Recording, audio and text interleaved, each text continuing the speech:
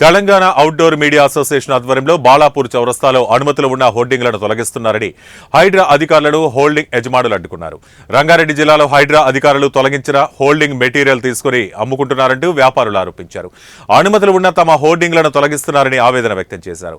శనివారాలు, ఆదివారాలు తొలగించవద్దని హైకోర్టు ఆదేశాలు ఇచ్చిన హైడ్రా అధికారులు కోర్టు ఆదేశాలను ధిక్కరిస్తున్నారని, పెద్దలను వదిలిపెట్టి పేదవారిపై హైడ్రా తన అధికార ప్రతాపాన్ని చూపిస్తోందంటూ ఆగ్రహం వ్యక్తం చేశారు.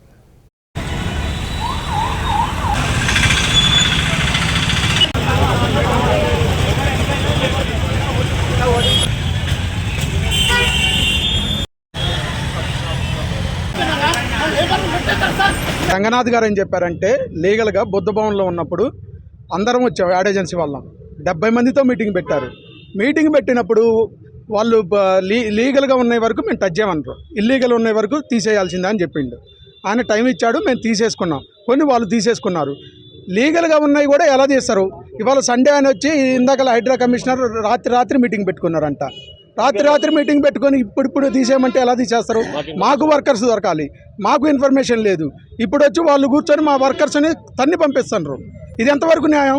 కానీ మాకు నోటీసులు ఇవ్వాలి కదా. నోటీసులు ఇవ్వకపోగా మళ్ళీ మమ్మల్ని ఇబ్బంది పెడుతున్నారు. జాబులు కావాలంటారు, జాబులు ఇచ్చేది మేము. మా దగ్గర కనీసం ఒక్కొక్క కంపెనీలో 15 మంది పనిచేస్తున్నారు. 15 మంది పనిచేసే వాళ్ళని రోడ్డు మీద వేస్తారా? గవర్నమెంట్ జాబ్ ఇస్తానంటుంది, మళ్ళీ జాబులు ఇచ్చే వాళ్ళకి రోడ్డు మీద వేస్తుంది. వాళ్ళకి ఏ విధంగా మేము జాబులు ఇవ్వాలి?